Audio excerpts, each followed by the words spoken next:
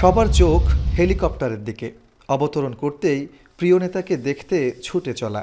বিএনপির vice chairman Abdullah Al নোমানের স্বজন ও নেতাকর্মীদের হৃদয়ে বিষাদের সুর।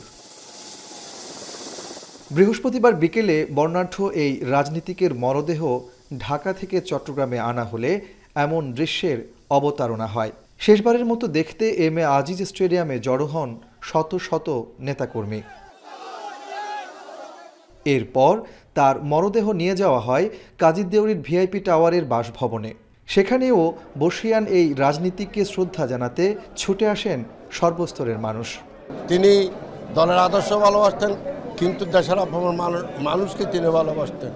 আমাদের চলার পথে নোমান ভাই যে ভূমিকা রেখেছে, আমার মনে হয় না এই প্রজন্মের কাছে এরকম কোনো নেতা অনুকরণীয় হয়ে থাকবে।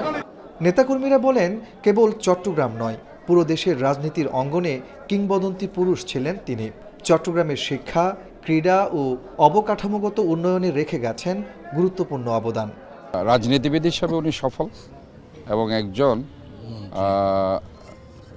বাংলাদেশের যখন একজন মন্ত্রী হিসাবে উনি দায়িত্ব নিয়েছেন গণপ্রজাতন্ত্রী বাংলাদেশ সরকারের, সেই হিসাবে চট্টগ্রামের জন্য যে কাজগুলো করা দরকার উনি কিন্তু অত্যন্ত পরিকল্পিতভাবে সেই কাজগুলো করেছেন।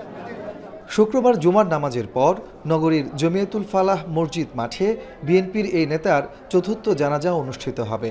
এরপর তার মরদেহ নেওয়া হবে গ্রামের বাড়ি রাউজানের গভীরায়।